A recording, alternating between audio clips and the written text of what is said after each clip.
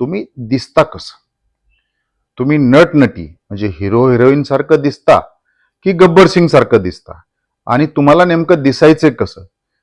तुमचा जो गब्बर सिंगचा लुक आहे तो जर तुम्हाला बदलायचा असेल तर त्यासाठी नेमकं तुम्हाला काय करावं लागेल.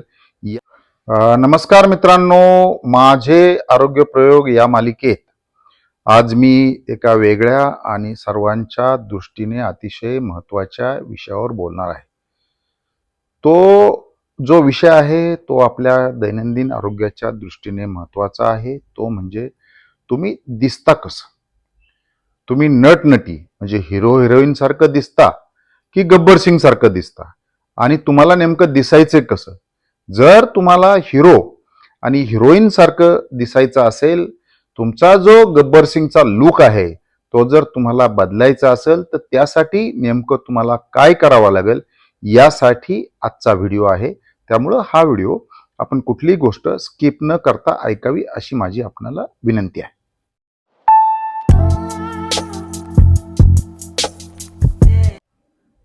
मित्रांनो, जर तुम्हाला चांगलं दिसायचं असेल तर त्याच्यामध्ये एक 2-3 गोष्टी असतात.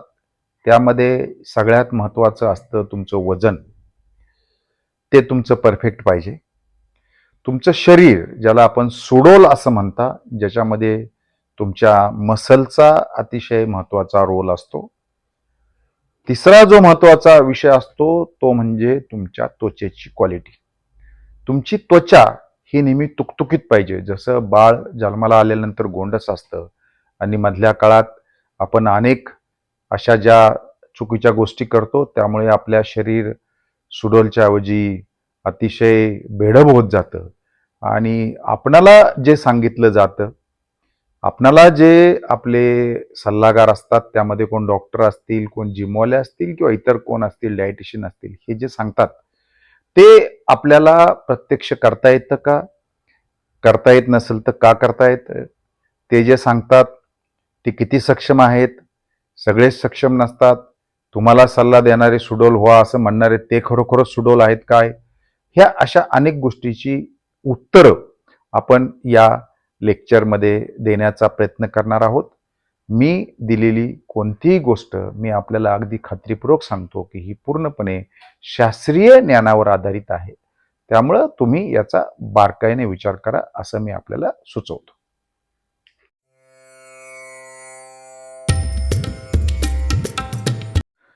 समाजामध्ये जे रोल मॉडेल आहेत, ज्यांच्याकडून सर्व लोक आदर्श घेतात, ज्यांचा समाजात अतिशय चांगला वावर असतो, अशा लोकांपासून अशा लोकांना आपण हिरोसारखं दिसावं असा मी सल्ला देईल.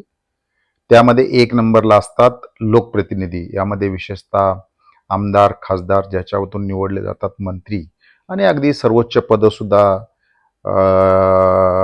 याच लोकांमधून निवडली जातात, कारण हेच कायदे करतात आणि हेच कायद्यांची अंमलबजावणी करतात. त्यामुळे लोकप्रतिनिधी संवर्गातील जी लोक असतील त्यांना समाजामध्ये हजारो लोकांना दररोज भेटावं लागतं. त्यामुळं त्यांनी आपली जी शरीर आहे ते अगदी हिरोसारखं असावं असा माझा पहिला सल्ला आहे.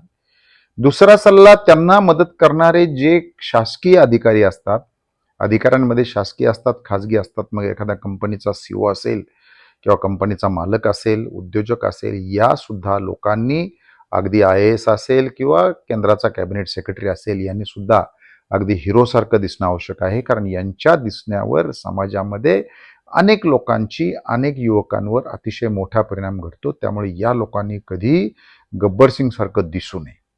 यानंतरचा पुढचा जो वर्ग आहे तो म्हणजे न्यायाधीश. अगदी तालुका न्यायाधीशापासून सुप्रीम कोर्टाचे न्यायाधीश असेल, यांनी सुद्धा अगदी रोल मॉडेल सारखं दिसणं आवश्यक आहे अशी माझी वैयक्तिक सल्ला मी सर्वांना देतो. शेवटी कुणी किती घ्यायचं, तुम्ही किती सुखी आहेत हे प्रत्येकाने ठरवायचं आहे. आणि सगळ्यात शेवटचा जो विषय आहे तो म्हणजे सर्वसामान्य माणूस. सर्वसामान्य माणूस ज्या वेळेला समाजात फिरत असतो, वेगवेगळ्या प्रकारचे रोल निभावत असतो, त्यांनी सुद्धा आपण अतिशय हिरोसारखं दिसलं पाहिजे असं माझं वैयक्तिक म्हणणं आहे. मग यासाठी मी आपल्याला हेही सांगतो की जसं चांगलं दिसण्यासाठी हिरो आणि हिरोईन कष्ट करतात, तसं आपल्याला कष्ट करण्याची गरज नाही. मी यापुढे जाऊन आपल्याला सांगेल की माझं वय आज रोजी 58 सुरू झालेलं आहे आणि 58व्या वर्षात मी कसा दिसतो, मी हिरोसारखा दिसतो की नाही हे तुम्ही ठरवा, परंतु माझं दिसणं नक्कीच बेढब नाही आहे. त्यामुळे हे मी जे सहजासहजी आत्मसात केलेलं आहे, अनेक पुस्तकं वाचून, अनेक इंटरनॅशनल डॉक्टरांची पुस्तकं वाचून मी आत्मसात केलेलं आहे. मी ते आपल्याला सांगण्याचा एक छोटासा प्रयत्न करतो. परंतु जर तुम्ही मनाशी खुणगाट बांधली की आपण हिरोसारखं दिसलं पाहिजे, आपण हिरोसारखं राहिलं पाहिजे, आपण हिरोसारखं वागलं पाहिजे, तर नक्कीच आपल्याला आरोग्य साथ देईल अशी आपणास मी खात्री देतो.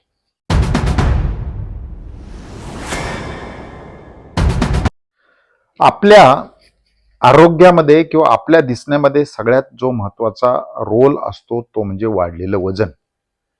या वाढलेल्या वजनाविषयी तुम्हाला जो सल्ला दिला जातो की तुम्ही चालण्याचा व्यायाम करा, तुम्ही जिम करा, तुम्ही अमुक वेळेला खा, तुम्ही हा अन्नपदार्थ खा, या सगळ्या गोष्टीचा जर आपण विचार केला तर मी आपल्याला अगदी खात्रीपूर्वक गोष्ट सांगतो की बरेच लोक हा व्यायाम करतात.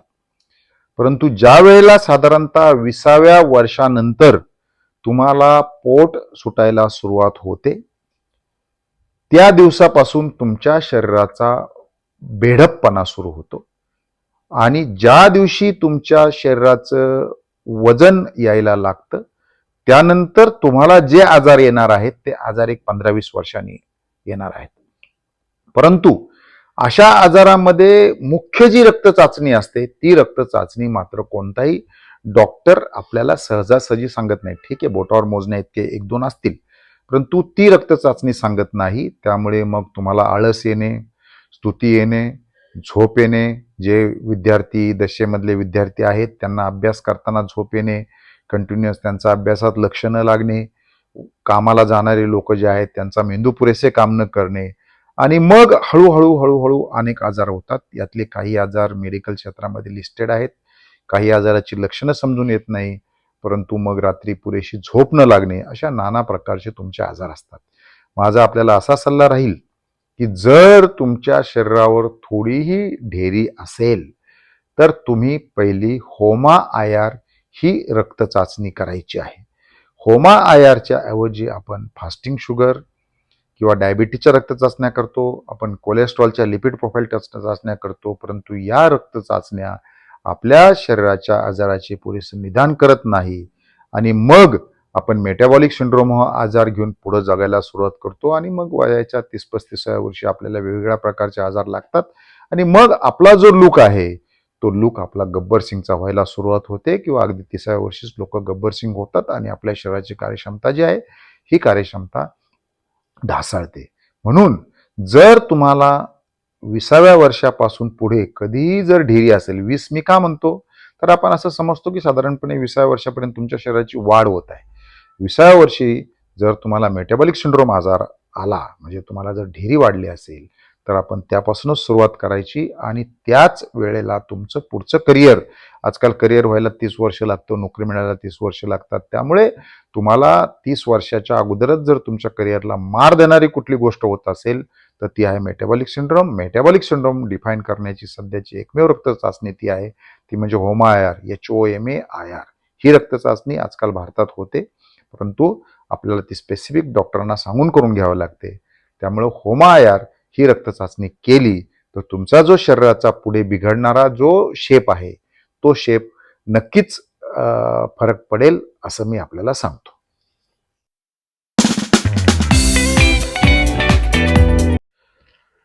आपलं जे वजन वाढण्याची सुरुवात होते ती मुख्यतः आपली मेटाबॉलिक सिंड्रोममुळे होते. त्याला दुसरा जो पर्यायी शब्द वापरला मी ती इन्सुलिन रेजिस्टन्स. इन्सुलिन रेजिस्टन्स किंवा मेटाबॉलिक सिंड्रोम होण्याचं मुख्य कारण म्हणजे आपण खात असलेलं अतिरिक्त कार्बोहायड्रेट. पूर्वी काय व्हायचं की माणसाला अतिशय प्रचंड प्रमाणात काम करावं लागायचं, त्यामुळे इन्सुलिन रेजिस्टन्सचे जे प्रमाण आहे ते 1990, 95 ते 2000 पर्यंत कमी होतं. परंतु आजकालची परिस्थिती पूर्णपणे बदललेली आहे. आपण अनेक ज्या परदेशी संस्था आहेत त्यांच्याप्रमाणे आपण डाएट त्यांचं अनुकरण करायला लागलेलो आहे. परंतु त्याच्याविषयी सुद्धा मी बोलत नाही. माझं एवढंच म्हणणं आहे की तुम्हाला जेवढं शक्य आहे तेवढं घ्या, परंतु ज्यावेळेला तुम्हाला शरीराला शक्य होत नाही, ज्या दिवशी तुमचं शरीर हा एक्सेस कार्बोहायड्रेट, एक्सेस कार्बोदके पचन करत नाही, त्या दिवशी तुमच्या शरीराला बॉडी येते आणि त्याची उत्तम रक्तचाचणी म्हणजे होमायार. जर तुम्ही अतिरिक्त कार्बोहायड्रेट खायला सुरुवात केली, अतिरिक्त कार्बोहायड्रेट म्हणजे काय? भात, भाकरी, चपाती, डाळी आणि गोड. तर यामुळे तुमच्या शरीरातलं इन्सुलिन जे आहे, हे इन्सुलिन हळूहळू काम करायला कमी प्रमाण होतं आणि पुढे जाऊन काम कमी करतं. म्हणजेच काय? तर 20व्या वर्षी ज्यावेळेला तुमचं इन्सुलिन काम करायचं कमी होईल, त्याची सगळ्यात उत्तम लक्षण म्हणजे तुमच्या शरीरावर येते ढेरी. ढेरीबरोबरचे काय आता आज अनेक लक्षणं आहेत इतर, ते मी माझ्या इतर व्हिडिओमध्ये सांगितलेलं आहे, ते व्हिडिओ आपण पहा. परंतु ज्या वेळेला तुम्हाला अशा प्रकारची लक्षणं म्हणजे ढेरीचं लक्षण असेल, त्यावेळेला आजकाल अनेक लोक मेडिकल टेस्ट करून घेतात. कारण इन्सुलिन रेजिस्टन्स आले म्हणजे तुम्हाला आळस येणं, कंटाळा येणं, तुमची जी त्वचा आहे जी तुकतुकीत दिसते, ती तुकतुकीत दिसणाऱ्या त्वचेवर डाग येणं किंवा काळे दिसायला लागणं, असे प्रकार सुरू होतात. त्यावेळेला ज्या वेळेला तुमचं वजन वाढलेलं असेल, त्यावेळेला तुम्ही तात्काळ इन्सुलिन रेजिस्टन्सची जर टेस्ट करून घेतली, होमायारची टेस्ट करून घेतली, तर त्या क्षणाला मात्र आपल्या आरोग्याला पाठीमागं फिरवणं अतिशय सोपं आहे. ही गोष्ट आपण लक्षात घ्यावा. मी माझी एक केस स्टडी सांगतो की ज्यावेळेला मी लेट्सअप मराठीवर एक व्हिडिओ टाकला, तो व्हिडिओ 2 महिन्यामध्ये 36 मिनिटाचा व्हिडिओ 4.5 लोकांनी पाहिलेला आहे. त्यातल्याच एका व्यक्तीनं मला परवा दिवशी फोन केला होता. मला वाटतं त्यांचं 3 महिन्यापूर्वी जे HbA1c जे डायबिटीस होता त्यांना, ते 7.1 होतं. त्यांनी मला काल एक टेस्ट करून पाठवली, त्यामध्ये त्यांचं HbA1c 4.7 आलं. त्यांनी उपवासावर केलं, उपवासावर पूर्णपणे डायबिटीस कंट्रोल केला. मी त्यांच्या डायबिटीसमध्ये डिटेलमध्ये जात नाही, कारण तुम्हाला माहिती आहे की मी याचे रील पण टाकत असतो. परंतु त्यांनी मला एक गोष्ट सांगितली की साहेब, मी साताऱ्याला राहणार आहे आणि मी ज्यावेळेला साताऱ्याला जायचो, ज्यावेळेला मी बसमध्ये बसायचो, त्यावेळेला बसमध्ये मला झोप लागली तर मला जाग डायरेक्ट साताऱ्यामध्येच यायची. परंतु आत्ता ज्यावेळेला मी तुमचा ओमॅड म्हणजे 1 मील अ डे जेव्हा मी दिवसातून एकदाच जेवायला लागलो, त्यावेळेला मी साताऱ्याला जाताना आता मी मोटरसायकलीवर परवा दिवशी गेलो, संध्याकाळी परत आलो, माझं काम करून परत आलो, परंतु मला झोप आलेली नाही. त्यांनी मला स्वतःहून एक पुढची गोष्ट सांगितली की त्यांच्या चेहऱ्यावर जे वांग आलं होतं, त्यांना स्किन स्पेशालिस्टने सांगितलं होतं की हे जाणार नाही. त्वचारोग तज्ज्ञांनी त्यांना सांगितलं होतं हे जाणार नाही, परंतु ते सुद्धा जायला सुरुवात झालेली आहे असं त्यांनी मला सांगितलेलं आहे. आणि त्यांचे जे HbA1c रिपोर्ट आहेत ते सुद्धा मी आपल्याला स्क्रीनवर शेअर करतो, आपण ते बघा. म्हणजे ओमॅड ही कुठली जादू नाहीये. ओमॅडमध्ये एकदा जेवलं तर तुमचं शरीर काम करतं. जे आपण कंटिन्युअस खातो, जे आपल्याला कंटिन्युअस खाण्यास भाग पाडलं जातं, जे आपल्याला कंटिन्युअस आजारी राहण्यास भाग पाडलं जातं, त्यासाठी मी हा उपाय सांगतोय. मी कुठलाही पैशाचा विषय इथे सांगत नाही. माझी ट्रीटमेंट अतिशय प्रामाणिकपणे आणि सांगितलेली बिना पैशाची थेरपी आहे. याच्यामध्ये शरीर तुमच्याशी बोलतं. आणि त्या व्यक्तीनं मला अतिशय छान सांगितलं की साहेब, मी डॉक्टरकडे ज्यावेळेला रिपोर्ट दाखवले त्यावेळेला डॉक्टरनीच माझ्या गोळ्या स्वतःहून बंद केल्या. त्यांची शुगर गेली, त्यांना बीपी होता, त्यांना मी बीपीला सांगितलं की बीपीनं तुमची वर्षानुवर्ष शरीरामध्ये साचलेलं जे फॅट आहे ते कमी व्हायला वेळ लागेल, तुम्ही थोडं एक्सटेंडेड फास्ट करा. त्याने एक्सटेंडेड फास्ट केला आणि त्यांचा बीपी सुद्धा नॉर्मल झाला. शुगर बीपी नॉर्मलपेक्षा त्यांच्या स्किनवर जो बदल होत आहे, जो बदल होणार आहे, जो बदल झाला आहे, त्याच्यामुळं त्यांचा लुक जो आहे तो नक्कीच गब्बर सिंगच्या ऐवजी हिरोकडे वाटचाल करणारा आहे, असं मी आपल्याला उदाहरणासहित सांगतो. त्यामुळं आपण सुद्धा दिवसातून एकदा जेवण्याची सवय लावून घ्या, मी अशी आपणाला सल्ला देतो.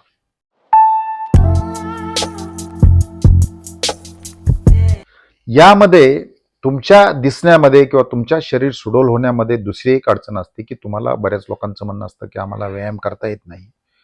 ही गोष्ट खरी आहे की ज्या वेळेला तुमच्या शरीरामध्ये तुमची बॉडी काम करत नाही, तुमचं शरीर काम करत नाही, तुमच्या शरीरामध्ये अतिरिक्त फॅट जमा होतं, त्यामुळे तुमच्या आर्टरीजमध्ये ज्यावेळेला फॅट जमा होतं त्यावेळेला तुमचं शरीर काम न करल्यामुळे तुम्हाला अगदी चालण्याला, व्यायाम करण्याला, धावण्याला अनेक प्रकारच्या अडचणी येतात. आणि मी आपल्याला असं सांगतो की मी परवा दिवशी पण एक रील टाकलं होतं की माझे एक मित्र आहेत ज्यांचा अतिशय चांगला उद्योग आहे, त्यांना फार कंटाळायचं काम करताना त्यांचा टर्नओव्हर साधारणतः ते मला सांगतात की 1,000 कोटीच्या वर आहे. परंतु ज्या वेळेला त्यांना डायबिटीजचं 70 युनिट इन्सुलिन घ्यायला लागायचं, त्यावेळेला त्यांच्या कार्यक्षमतेमध्ये प्रचंड प्रमाणात घट झाली होती. त्यांनी जेव्हा माझा 1 मील अ डे दिवसातून एकदा जेवायला सुरुवात केली, तेव्हा त्यांनी मला गेल्या आठवड्यात मला ते 2 वेळा भेटले होते. त्यांचा डाएट थोडासा अजून सुपरफाईन करायचा आहे, म्हणून मला ते परत या आठवड्यात भेटणार आहेत.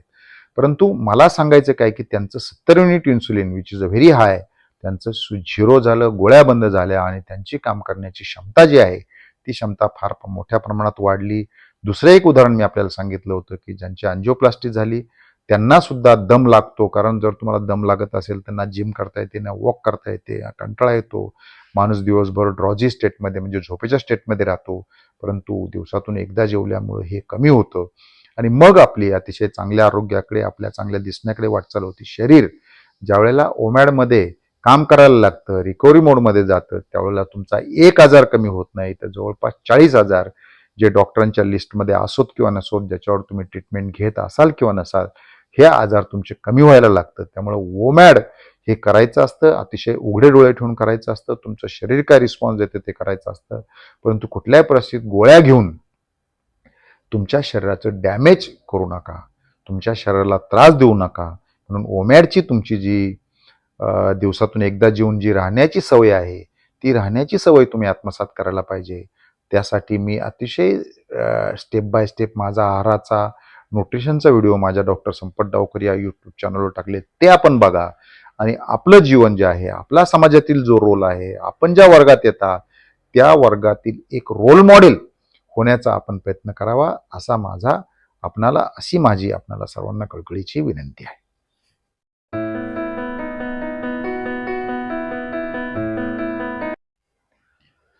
दिवसातून एकदा जेवणे हे खरं तर फार सोपं आहे. कारण जर तुम्ही दिवसातून 3 वेळा जेवत असाल, 4 वेळा जेवत असाल, 2-2 तासांनी खात असाल तर कंटिन्युअस भूक लागते. आणि मग कंटिन्युअस तुम्हाला भूक लागली की मग तुम्ही काहीतरी खाता. उदाहरणार्थ सकाळी तुम्ही चहा पिला तर तुम्हाला 10 वाजता भूक लागते, कारण बॉडीने इन्सुलिन सोडलेलं असतं. तुम्ही 10 वाजता काहीतरी खाल्ला, नाश्ता केला की परत 11:30ला आपण एक चहा पितो. दुपारी 2 वाजता जेवतो आणि याला मराठीमध्ये जुनी लोक चरणे असे म्हणतात. जर तुम्ही दिवसभर कंटिन्युअस चरत राहिला तर तुमच्या बॉडीचं मेटाबॉलिक स्विच म्हणजे रिकव्हरी मोड कधीच ऑन होत नाही आणि मग तुम्हाला रिकव्हरी मोड कधीच ऑन झाल्या नसल्यामुळे तुमचं शरीर हे अतिशय एका वाईट पद्धतीला तोंड देतं आणि मग तुम्हाला आजाराची संख्या वाढते. त्यातले मी आत्ताच सांगितलं की काही आजार लिस्टेड आहेत, काही आजार लिस्टेड पण नाहीत. यासाठी जर तुमचं शरीर जर तुम्हाला अतिशय छानपैकी दिवसातले 20 तास रिकव्हरी मोडमध्ये ठेवायचं असेल तर त्यासाठी दिवसातून एकच वेळेला जेवणे. आपल्याला जर 4 वेळा जेवायची सवय लागते, त्याचं एकमेव कारण आहे की आपण खात असलेला चुकीचा आहार. मी ज्या वेळेला लोकांना सांगतो की तुम्ही भाकरी, भात, चपाती कमी खा. कमी किती खायची? जेवढीच तुमच्या शरीरावर ढिरी येणार नाही तेवढ्यापर्यंत तुम्ही खाऊ शकता. पण जर तुमच्या शरीरावर, पोटावर ढिरी येत असेल तर मात्र तुम्हाला ती खायची कमी करायला लागेल. याचा पुरावा काय? तर तुमची होमायरची टेस्ट. मी कुठलं मोगम बोलत नाही. होमायरची टेस्ट बिघडली की तुम्ही भाकरी पचवू शकत नाही, तुम्ही भात पचवू शकत नाही, तुम्ही ब्रेड पचवू शकत नाही, तुम्ही डाळी पचवू शकत नाही. आणि मी आपल्याला सांगतो की मी गेले अनेक वर्ष सुरुवातीला मी कार्बोहायड्रेटचं प्रमाण कमी केलं. मग त्यावेळेला मी इंटरमिडिएट फास्ट करायचो 16 ते 18 तास. नंतर माझ्या लक्षात आलं की माझं वय वाढलं. वय वाढल्यानंतर मला तेही पचवता येत नाही. मग मी लो कार्ब डाएटवर आलो आणि डाएटविषयी मी आपल्याला टाकलेलं आहे. त्यामुळे आपण काय करतो की कार्बोहायड्रेट खातो. कार्बोहायड्रेट म्हणजे भात, भाकरी, चपाती, डाळी मी आपल्याला सांगितलेलं आहे. हे का कमी करायचं? तर हे गोड आहे. जे गोड लागतं, उदाहरणार्थ साखरेचा GI इंडेक्स 99 असतो, गुळाचा 55 असतो, मध जर असेल तर त्याचा 83 असतो. 1-2 चा फरक होईल. भाकरी असेल, भात असेल, याचा साधारणतः 70, 60, 65 वगैरे असतो. हे तुमच्या शरीरामध्ये जी साखर सोडते त्या साखरेचं पचन करण्यासाठी तुमच्या शरीरात इन्सुलिन, ज्याला स्टोरेज हार्मोन म्हणतात, जे इन्सुलिन एकदा कमी पडलं की तुम्हाला आजार तुमचे लागू होतात. इन्सुलिन काम करत नाही आणि जर तुमचं इन्सुलिन काम करायचं असेल तर तुम्हाला उपवास करावा लागतो. उपवास ही आपली पारंपरिक पद्धती आहे. मी आपल्याला सांगतो की मी काल दुपारी 3 वाजता जेवलेलो आहे. आता जवळपास 1:45 वाजलेले आहेत. तुम्ही माझ्याकडे बघून ठरवा की मला विकनेस आहे काय. मला सांगायचं काय की जर तुम्ही जास्त गोड खात असाल तर ते तुम्ही गोड खात नाही, तुमचं शरीर ते मागतं. शरीर मागण्याचं कारण काय आहे की तुमच्या शरीरात इन्सुलिन नावाचं हार्मोन जे आहे ते हार्मोन हाय आहे. मी आपणाला सांगतो की मला अनेक लोक डाएट करतात, अनेक लोक सांगतात, त्यांचा पहिला मला फीडबॅक असतो तो म्हणजे साहेब मला आता गोड खाण्याची इच्छा होत नाही. याचा अर्थ काय की मी त्यांना हेच सांगतो की तुमची गोड खाण्याची इच्छा होत नाही म्हणजे तुमच्या शरीरातलं फास्टिंग इन्सुलिन कमी झालेलं आहे. तुम्हाला जर गोड खाण्याची इच्छा होत असेल तर तुमचं फास्टिंग इन्सुलिन नक्की तपासून बघा, ते नक्की जास्त असेल. ठीक आहे, एखाद्या केसमध्ये इकडे तिकडे होईल, परंतु ज्या माणूस गोड खातो ते स्वतःहून गोड खात नाही, तर त्याच्या शरीरातलं फास्टिंग इन्सुलिन हाय असतं. तुम्हाला गोड खाण्यात शिकवलं जातं असंही जे डॉक्टर्स आंतरराष्ट्रीय पातळीवर काम करतात त्यांचं म्हणणं आहे. परत आपल्याला कुठल्या वादात जायचं नाही, परंतु तुम्ही ज्या वेळेला एक्सेस भाकरी, एक्सेस भात, एक्सेस चपाती खाता, तुमचं पोट भरत नाही, तुम्हाला कंटिन्युअस भूक लागते, कंटिन्युअस खावं लागतं, त्यावेळेला तुमचं फास्टिंग इन्सुलिन हाय असतं, तुमचा होमायर बिघडलेला असतो. हे तुम्ही एकदा तपासून घ्या. तुम्हाला जर गोड खाण्याची इच्छा होत असेल, तुम्हाला कंटिन्युअस भूक लागत असेल, तुम्हाला भूक लागून तुमचा मेंदू काम करत नसेल, तुम्हाला अँझायटी येत असेल, तुम्हाला टेन्शन येत असेल, तुम्हाला इतर कुठले आजार असतील, तर तुम्हाला फास्टिंग इन्सुलिन जास्त असतं. ज्यावेळेला तुम्हाला अनेक आजार असतात त्यावेळेला आपले जे डॉक्टर्स आहेत ते डॉक्टर तुमच्या सिम्पटम्स, तुमच्या लक्षणावर ट्रीट करतात. सर्वसाधारणपणे बहुतेक डॉक्टर इन्सुलिन रेजिस्टन्सवर काम करत नाही, त्यामुळे तुमचा आजार कुठलाच येत नाही. उदाहरणार्थ ब्लड प्रेशर असणाऱ्या गोळीला रक्त पातळ करण्याच्या गोळ्या दिल्या जातात, परंतु त्याच्या शरीरातलं रक्तातलं फॅट कमी करण्यासाठी जो डाएट देतो तो डाएट त्याच्याने कधीच होत नाही. त्यामुळं त्याला रिकव्हरी मोडमध्ये जाता येत नाही. अगदी 0.01% लोक म्हणण्यापेक्षा टक्केवारी म्हणणे योग्य होणार नाही. फार कमी लोक आहेत की जे डाएट करून आपला ब्लड प्रेशर नियंत्रणात आणतील, शुगर नियंत्रणात आणतील. परंतु त्यासाठी जे कष्ट आहे त्याच्यापेक्षा मी सांगतो की 1% कष्ट फक्त दिवसातून एकदा जेवायला करावं लागतं. त्यामुळं तुम्ही गोड खाण्याची इच्छा कमी करा. गुड फॅट, गुड फॅट म्हणजे काय, चांगलं फॅट. मी आपल्याला सांगितलेलं आहे की नारळ घ्या, बिया घ्या, ज्या डाएटमध्ये आपण इंट्रोड्यूस केलेले आहेत. अंडं घ्या, 500 अंडं आपण सांगितलेलं आहे. हे जर घेतलं तर तुमच्या स्किनची क्वालिटी बदलते, तुमचा मॉइश्चरायझरचा खर्च कमी होतो, तुमच्या त्वचेवर येणारे डाग जे आहेत ते जातात. त्यामुळे तुमची हिरो सारख्या दिसण्याकडे वाटचाल होती. हे जर तुम्ही चांगलं खाल्लं तर. तुम्हाला सफिशियंट प्रोटीन घ्यावं लागतं. अमेरिकन हार्ट असोसिएशनने आता प्रति किलोला 1.2 टू 1.6 ग्रॅम प्रोटीन घ्यायला लावलेलं आहे. म्हणजे जर तुम्ही आता चांगलं प्रोटीन घेतलं, पूर्वी ते म्हणायचे 0.8 घ्या, जर चांगलं प्रोटीन घेतलं तर तुमचे मसल ग्रो होतात, तुमच्या मसलला त्याचा उपयोग होतो. कार्बोहायड्रेट इसेन्शियल नाही असं मी अनेक व्हिडिओमध्ये टाकलेलं आहे. कार्बोहायड्रेट, मी स्वतः कार्बोहायड्रेट घेत नाही. आपल्याला एक समज करून दिलेला आहे की कार्बोहायड्रेट तुम्हाला आवश्यक असतं. कार्बोहायड्रेट तुमच्या शरीराला आवश्यक नाही. कार्बोहायड्रेट म्हणजे भात, भाकरी, चपाती, डाळी, साखर हे तुमच्या शरीराला आवश्यक नाही. मी ते घेत नाही. मी अतिशय चांगलं जीवन जगतो. मी आजही 100 किलोने जिम करतो. त्यामुळं कार्बोहायड्रेटचा तुमच्या शरीरातला वापर करा. लक्षात घ्या, तुम्ही गोड खाताय ते तुमच्या शरीरात असलेल्या हाय इन्सुलिन नावाच्या हार्मोनमुळे खाताय. माझं पटत नसेल तर त्याची टेस्ट करून बघा, मग मला सांगा. त्यामुळं अननेसरी गोड खाण्याचं बंद करा. जेवढं तुमच्या शरीराला पचतंय, म्हणजे तुमच्या शरीरावर पोटावर ढेरी नसताना जेवढं तुम्ही खाऊ शकता तेवढंच खा, त्याच्यापेक्षा जास्त खाऊ नका. गोड खाऊन किंवा भात भाकरी चपाती खाऊन तुमच्या शरीरावर जर ढेरी येत असेल तर तुम्ही आजारी आहात. तुम्हाला डायबिटीस, प्री डायबिटीस आहे, तुम्हाला पुढे अनेक प्रकारचे आजार होतात. सध्या अनेक प्रकारचे आजार असतील, ही गोष्ट लक्षात घ्या. काही दिसतात, काही दिसून येत नाही. त्यामुळं अननेसरी एक्सेस कार्बोहायड्रेट खायचं बंद करा.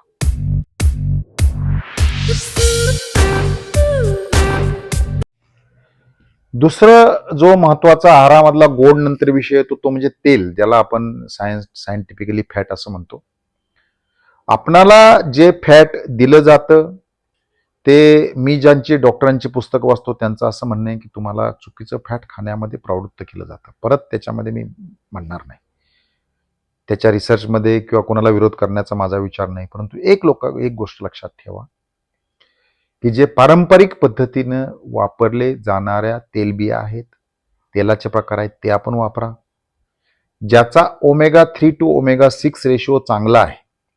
हे का, तर बॉडीमध्ये आतून सूज येते. बॉडीमध्ये असलेल्या सूजचं लक्षण म्हणजे ज्या वेळेला तुम्हाला कुठली ॲलर्जी होते, त्वचेवर काहीतरी खाल्ल्यानंतर लाल डाग येतात, त्वचा तुमची, आपण आज हिरो कसं व्हायचं याच्यावर बोलतोय म्हणून मी त्वचेचं बोलतो. तुमची त्वचा एकदम तुकतुकीत पाहिजे, तुमची त्वचा चांगली असते. आता मी माझ्या वयाच्या 58व्या वर्षामध्ये आहे, त्यामुळे माझ्या त्वचेची क्वालिटी एवढी वाईट नाही आहे, परंतु लोकांच्या चेहऱ्यावर 40व्या वर्षी सुरकुत्या पडायला सुरुवात होतं आणि मग आपला लूक बदलतो.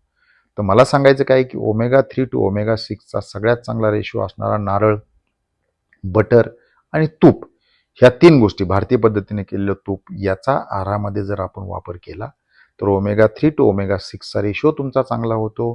तुम्हाला फॅटचं पचन होतं. नंतर आपण ज्या 6 प्रकारच्या बिया दिलेल्या आहेत त्यातलं न्यूट्रिशन जर तुम्ही घेतलं तर त्याच्यातून तुम्हाला मिनरल्स मिळतात. त्यामुळं तेल कुठल्याही परिस्थितीत खराब घेऊ नका. तेल जर खराब घेतलं तर तुमच्या शरीरातलं आतलं फंक्शन, ज्याला बॉडी इन्फ्लेमेशन असं सायंटिफिकली भाषेत म्हणतात, हे इन्फ्लेमेशन जे आहे, हे इन्फ्लेमेशन जर तुमचं वाढलं तर तुमच्या शरीराला ती इम्प्युरिटी, ते पॉयझन बाहेर काढण्याचं काम करावं लागतं. त्यामुळे शरीर नक्कीच तुम्हाला त्याच्यामध्ये त्याला त्रास होतो. त्यामुळे कुठल्याही परिस्थितीत असा त्रास देऊन तुमची त्वचा खराब करू नका. तुम्हाला ॲलर्जीसारखे सिम्पटम्स येऊ नका. त्यामुळे माझा तुम्हाला असा सल्ला राहील की ज्याचा ओमेगा 3 टू ओमेगा 6 रेशो चांगला आहे असं फॅट तुमच्या आहारात समाविष्ट करा. आणि हे जर फॅट तुमच्या आहारात समाविष्ट केला तर नक्कीच तुम्हाला याचा मोठा फायदा होईल आणि तुम्ही एक चांगलं हेल्थ जगण्याकडं तुमची सुरुवात होती. तथापि जर आपण खराब फॅट घेतलं तर तुमच्या शरीराचा अवयव जो लिव्हर असेल किंवा तुमची किडनी असेल, याला मात्र त्रास होतो आणि मग हे जे खराब तेल, यातलं जे फॅटमधलं ट्रान्सफॅट असं म्हणतो, हे तुमच्या शरीरात जातं, याचं ब्लॉकेज होतं. कारण तुमच्या शरीरात ह्या फॅटचं अतिशय महत्त्वाचं काम आहे. तुमचं शरीर फॅटवर चालतं. तुमचे कोलेस्ट्रॉलचे रिपोर्ट यामुळे बिघडतात. त्यामुळे ही गोष्ट आपण लक्षात घ्यावा आणि त्यामुळे अतिशय चांगल्या प्रकारचं तेल घ्या. आपण काय, मी तुम्हाला ऑलिव्ह ऑइल म्हणणार नाही किंवा अवाकाडो ऑइल म्हणणार नाही, कारण याच्यामध्ये खर्च करण्याची आवश्यकता नाही. त्यामुळं अशा प्रकारची तेलं तुम्ही, जी खराब आहेत, जी फिल्टर आहेत, जी रिफाईन आहेत, तेलावर वाचताना जे फिल्टर तेल, रिफाईन तेल, कुठलाही अन्नपदार्थ तुम्ही ज्यावेळेला घ्याल त्याच्यामध्ये फिल्टर, रिफाईन, एडिबल ऑइल नसावं असं त्याचं लेबल वाचा आणि मगच घ्या. माझ्याकडे जे सगळं होतं मी ते सगळं फेकून दिलेलं आहे. ठीक आहे, एखाद्या वेळेला आठवड्यात तुमचा कधी ट्रीट डे असेल, कधी चिट डे असेल, त्या दिवशी तुम्ही हॉटेलमध्ये खा किंवा त्यामध्ये घरात केलं तर चालेल. परंतु कुठल्याही परिस्थितीत ज्याचा ओमेगा 3 टू ओमेगा 6 रेशो चुकीचा आहे, आजकाल इंटरनेटवर मायाजाल आहे माहितीचं, त्या पाहून घ्या. ते कुठल्याही परिस्थितीत घेऊ नका आणि अननेसरी बॉडी इन्फ्लेमेशन, त्वचेची आपल्या खराबी करून घेऊ नका, हे लक्षात ठेवा. त्यामुळे फॅट तुमच्या शरीरात फार महत्त्वाचं आहे.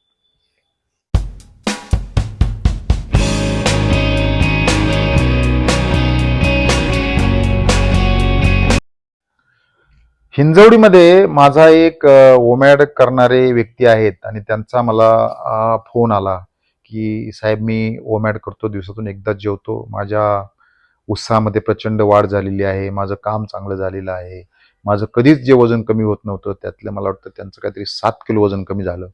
परंतु त्यांनी एक गोष्ट मला जाणवली, त्यांनी मला फोटो पण टाकले आणि त्यांचा मुख्य मुद्दा आहे की साहेब, मी वीक दिसायला लागलो, मी वीक दिसायला लागलो, मी वीक नाही आहे पण वीक दिसायला लागलो. तर याच्यामध्ये एक गोष्ट मला आपल्याला सांगायची आहे की ओमॅड करणाऱ्या व्यक्तीला जर हिरोसारखं दिसायचं असेल, जर चांगलं दिसायचं असेल तर त्याला व्यायाम करावा लागतो. व्यायाम कुठला करावा लागतो तर व्यायाम मसलचा करावा लागतो. तुमचे स्नायू पिळदार होण्यासाठी व्यायाम करायला लागतो. व्यायाम म्हणजे काय, मी नेहमी लोकांना सांगतो की एजिंग म्हणजे वय वाढणं आणि वय कमी होणं. अँटी एजिंगच्या बाबतीत अनेक औषधं दिली जातात, कुठलंच काम करत नाही. तुमचं वय कमी करायचं असेल तुम्हाला, म्हणजे तुमचं कॅलेंडर एज आणि तुमचं फिजिकल एज किंवा मेटाबॉलिक एज जरी कमी करायचं असेल, माझं मेटाबॉलिक एज 19 ते 20 असतं आणि माझं रनिंग एज आहे 58. तर मेटाबॉलिक एज जर तुम्हाला कमी करायचा असेल तर तुम्हाला मसलचा व्यायाम करावा लागतो आणि मसलचा व्यायाम करण्यासाठी तुम्हाला जिमला जाण्याची गरज नाही. मग मी काही मध्ये माझ्या जिमचे व्हिडिओ टाकतो किंवा अगदी मला वाटतं 100-150 रुपये किलो आणि डंबेल भेटतं. म्हणजे 10 किलोचे जर तुम्ही डंबेल घेतले, 5-5 किलोचे 2, ज्याच्याने तुम्ही बायसेप करू शकता. जे अशा प्रकारे जर 2 डंबेलने तुम्ही जर बायसेप केले 5-5 किलोने, तर बायसेप करू शकता. त्यालाच तुम्ही स्क्वॉट करू शकता किंवा जोर बैठक करू शकता. याच्यामुळे तुमचा मसल वाढतात, तुमच्या बॉडीचं बॅलेन्सिंग होतं. बॅलेन्सिंग नसेल तर तुम्ही पडला तर परत 2 महिने हॉस्पिटलला. हे मसल करणं आवश्यक आहे. नंतर तुमच्या चेस्टला आपण जे पुशअप्स करतो ते करणं आवश्यक आहे. हे जर केलं तर तुमचं शरीर पिळदार होतं. परंतु नुसते पिळदार होत नाही, मसल वाढतात आणि मसल वाढणं म्हणजे तुमचं वय कमी होणं आहे. म्हातारपणाला परतवून लावणं म्हणजे तुमचे मसल करणं आहे. आजकाल आपण मसलचा व्यायाम करत नाही. ज्या वेळेला तुम्हाला शुगर असेल त्यावेळेला जेवल्यानंतर तुम्हाला मी ते काप रेजेस करायला सांगितलेले आहेत किंवा तुम्हाला मी जेवल्यानंतर टीव्हीच्या पुढं चांगलं गाणं लावून डान्स करायला सांगितलेलं आहे. परंतु यावेळेला तुमच्या डॉक्टरांकडून तुमचे बॉडी पॅरामीटर व्यवस्थित असल्याची खात्री करून घ्यायला लागेल. कारण तुम्हाला तुम्ही ओमॅड करत नाही, तुम्हाला कुठला पाहिल मग काय म्हणतात बरेचसे आजार आहेत आणि अशा वेळेला जर तुम्ही तुमच्या आर्टरीजमध्ये जर फॅट साचलेलं असेल तर मात्र डान्ससारखे व्यायाम करता येत नाही हे आपल्याला माहीत आहे. किंवा आजकाल बरेच लोक जिममध्ये हार्ट अटॅक येणे अशा प्रकारचे व्हिडिओ टाकतात. परंतु ओमॅड करणाऱ्या व्यक्तीचं फॅट जे 20 तास तुम्ही उपाशी असतात त्यामध्ये वापरलं जातं. त्यामुळे ह्यांचं प्रमाण जे आहे ते फार पटीनं कमी होतं. त्यामुळे ही गोष्ट आपण लक्षात ठेवा की तुम्हाला व्यायाम हा अँटी एजिंगसाठी, वय कमी होण्यासाठी, तुमचा मसल तुकतुकीत दिसण्यासाठी, तुमच्या मसलचा ग्रोथ होण्यासाठी आवश्यक आहे. ओमॅडमध्ये ज्यावेळेला तुम्ही 20 तास उपाशी असता त्यावेळेला तुमचे खराब मसल जे आहेत ते खराब सेल्स जे आहेत ते बॉडी खाऊन टाकते आणि तुमचा मसल म्हणजे ह्युमन ग्रोथ हार्मोन वाढल्यामुळे तुमचं मसल वाढतो. मसल वाढणे म्हणजेच तुमचं वय कमी होणं हे सुद्धा लक्षात घ्यावा. त्यामुळे ओमॅड लाईफस्टाईल, दिवसातून एकदाच जेवणारी लाईफस्टाईल, 1 मील अ डे करणाऱ्या लाईफस्टाईलमध्ये तुमच्या स्नायूची वाढ होते आणि तुमचं वय कमी होतं हे सुद्धा आपण लक्षात घ्यावा. त्यामुळे कुठल्याही परिस्थितीत या गोष्टीचा तुम्हाला जर चांगलं दिसायचं असेल तर या गोष्टीचा तुमच्या लाईफस्टाईलमध्ये समावेश करून घेणं आवश्यक आहे. हे नक्की ध्यानात घ्या. आता तुम्ही मला असं म्हणाल की मग तुम्ही खाण्यावर एवढी बंधनं सांगतात, मग आम्ही जगायचं कसं? मित्रांनो, शेवटी तुम्ही तुमच्या शरीराचं ऐकलं पाहिजे, तुमच्या मेंदूचं ऐकलं पाहिजे आणि तुमच्या रक्तचाचणीचं पण ऐकलं पाहिजे. मी आपल्याला सांगितलं की तुमची जर गोड खाण्याची इच्छा होत असेल तर गोड खाणं हे सुद्धा एक शरीराला व्यसन असतं. मी एका व्हिडिओमध्ये आपल्याला सांगितलं होतं की जसं दारू पिण्याला आपण वाईट म्हणतो कारण दारूने लिव्हर खराब होतं. अमिताभ बच्चनचा फार मोठा गाजलेला डायलॉग आहे, मला वाटतं दारू पिण्याचे लिव्हर खराब होत आहे. परंतु तो डायलॉग आता फार अस्तित्वात राहिलेला नाही आहे कारण आजकाल भात भाकरी चपातीनं सुद्धा तुमचं लिव्हर खराब होतं. त्याचं कारण म्हणजे घरोघरी असणारा फॅटी लिव्हर आजार.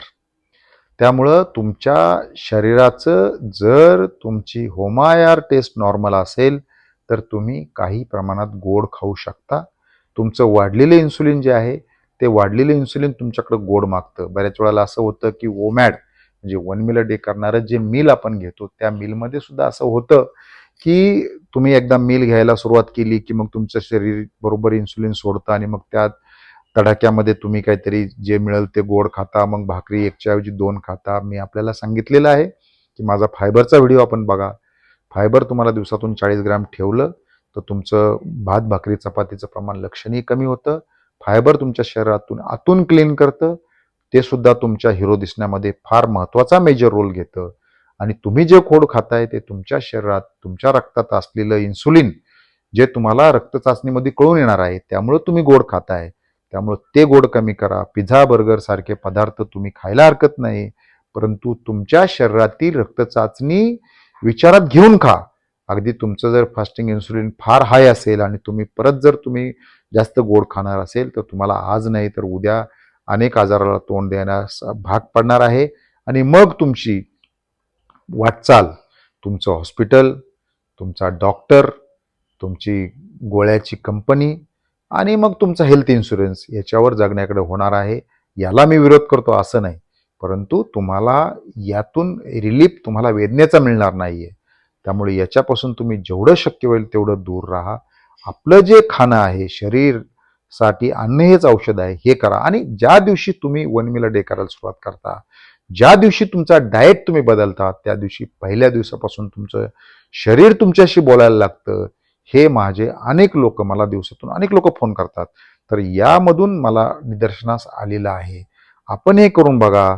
माझ्या लेट्सअप मराठीचा जो व्हिडिओ आहे त्याच्यावर लोकांनी अनेक कमेंट टाकलेले आहेत. त्यातल्या कमेंट वाचा. माझ्या व्हिडिओवर कमेंट असतात. परंतु तुमच्या आहारामध्ये तुम्हाला पुरेसं प्रोटीन, पुरेसं फॅट, कमीत कमी कार्बोहायड्रेट, 40 ग्रॅमपेक्षा जास्त असणारा फायबर, न्यूट्रिशनच्या बाबतीत मी सेपरेट व्हिडिओ टाकलेला आहे. कारण ह्या व्हिडिओमध्ये मी जर सगळं बोलायला गेलो तर व्हिडिओ मोठा होईल. त्यामुळे न्यूट्रिशनच्या बाबतीत तुमच्या व्हिटॅमिन आणि मिनरल जे तुम्हाला भेटत नाही, ते सुद्धा घेणं आवश्यक आहे. हे सगळं घेऊन मेन टार्गेट जे आहे ते तुम्हाला हिरोसारखं दिसायचं आहे आणि हिरोसारखे दिसण्यासाठी तुमची जी वाटचाल आहे ती तुमची वाटचाल पहिल्या आठवड्यातून सुरू होईल, हे मी आपल्याला सांगितलं आहे. त्यामुळे या गोष्टी आपल्या लक्षात घ्या. मी जे सांगतो त्या माझ्याकडे अनेक त्याच्यामध्ये मला फोन करणारे लोक आहेत. मी स्वतः केलं आणि मग सांगितलं. बाकीच्यांसारखं माझं नाहीये. बाकीच्यांसारखं काय असतं की स्वतः कसे दिसतात आणि कोणाला काय सांगतात हे बघा. आजकाल रीलवर डायटिशियनची संख्या, रीलवर सल्ला देणाऱ्यांची संख्या मोठी आहे. पेपर वाचला तर हे खा ते खा, याच्यामुळे हा आजार कमी होईल, तो आजार कमी होईल असं लिहिलेलं आहे. परंतु तो खरोखरच होतो का, याचाही आपण विचार करा. मी जे सांगतो त्याचाही आपण विचार करा. मी काय कुठली गोष्ट तुम्हाला, मी सांगतो की माझं एकच धोरण आहे की मी काय म्हणतो की तुमच्या शरीर तुमच्याशी बोललं पाहिजे. मी तुम्हाला सांगतो, तुम्हाला थोडाही डाऊट असेल तुमच्या डॉक्टरांना विचारा. डॉक्टरांना विचारूनच सुरू करा, कारण हा माझा सल्ला आहे. त्यामुळे तुम्हाला तुमच्या डॉक्टरांशी बोलायला लागेल. परंतु याच्यामध्ये तुम्हाला धोरणात्मक निर्णय घ्यावा लागेल, कारण बऱ्याच लोकांचं म्हणणं काय आहे की भात भाकरी चपाती सुटत नाही, परंतु हे तुमच्या हाय इन्सुलिनमुळे आहे, हे लक्षात घ्या. माझ्याकडे कोलेस्ट्रॉल रिव्हर्स केलेली लोक आहेत, माझ्याकडे ब्लड प्रेशर रिव्हर्स केलेली लोक आहेत, माझ्याकडे शरीरामध्ये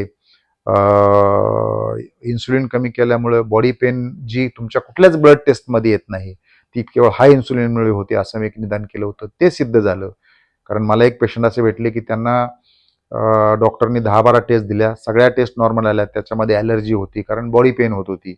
त्यांना वाटलं आर्थरायटिस आहे. आर्थरायटिसच्या सगळ्या टेस्ट केल्या. ₹7,200 त्यांचे फक्त बॉडी टेस्टला गेले. सगळ्या टेस्ट नॉर्मल आल्या. परंतु ज्यावेळेला मी त्यांना इन्सुलिन रेजिस्टन्सचा डाएट दिला, होमायर कमी करण्याचा डाएट दिला, तिसऱ्या दिवशी मित्रांनो बॉडी पेन कमी झाली. म्हणजे हे जे तंत्रज्ञान आहे याच्यामध्ये शरीर काम करतं. त्यामुळे ह्या गोष्टी सुद्धा आपण लक्षात घ्या आणि हिरो दिसण्यासाठी तुमची होमायरची टेस्ट नॉर्मल करायला लागेल. होमायरची टेस्ट नॉर्मल करण्यासाठी तुम्हाला एकमेव पर्याय आहे. तो एकमेव पर्याय म्हणजे तुम्हाला ओमॅड करायला लागेल, डाएट करायला लागेल. आवश्यकता जर भासली, तुम्हाला जास्त जोराचा रिझल्ट पाहिजे असेल तर एक्सटेंडेड फास्ट, म्हणजे 24 तासापेक्षा पण काही दिवस काही वेळ फास्ट करायला लागतो. दुसरे मनातली एक तुम्ही शंका काढून टाका की मी उपवास करू शकत नाही, तुम्ही उपवास करू शकत नाही, कारण तुमच्या रक्तामध्ये असलेलं हाय इन्सुलिन ज्यावेळेला तुम्ही उपवास करता त्यावेळेला 1-2 दिवसात ते हाय इन्सुलिन कमी होतं आणि मग अतिशय छान तुमचं जीवन जगण्याकडे वाटचाल होते. परंतु उपवास करताना मात्र तुम्हाला सफिशियंट जेवण घ्यावं लागतं, कारण भात भाकरी चपाती खाऊन दिवसातून एक वेळा जेवता येत नाही. त्यासाठी सफिशियंट फॅट घ्यावं लागतं. माझा चौरस आहारचा व्हिडिओ मी वाटलं तर या लिंकमध्ये टाकतो, तो आपण बघा आणि आपण चांगलं जेवण घ्या. आपल्याला अतिशय चांगलं दिसण्यासाठी आपल्याला माझे जे काही व्हिडिओ आहेत ते फावल्या वेळात पहा, इतरांनाही शेअर करा आणि तुम्ही समाजामध्ये एक रोल मॉडेल राहण्यासाठी तुम्हाला याचा उपयोग होईल. मी आपल्याला परत एकदा सांगतो की तुमच्या सध्याच्या ट्रीटमेंटला माझा काही विरोध नाही. तुमच्या ज्या ट्रीटमेंटवर जर तुम्ही समाधानी असाल तर माझा काही विरोध नाही. पण तुम्हाला त्या ट्रीटमेंट करून, तुम्हाला एवढं करून जर तुम्ही गब्बर सिंग दिसत असाल तर नक्कीच माझ्या ह्या म्हणण्याचा विचार करा, माझ्या व्हिडिओचे विचार करा. तुमचा शरीर बदला, अँटी एजिंग म्हणजे मसलचा व्यायाम करा, अँटी एजिंगसाठी न्यूट्रिशन घ्या आणि अतिशय चांगलं जीवन आपण जगावं. यासाठी माझ्या खूप खूप शुभेच्छा. धन्यवाद आणि थँक्यू.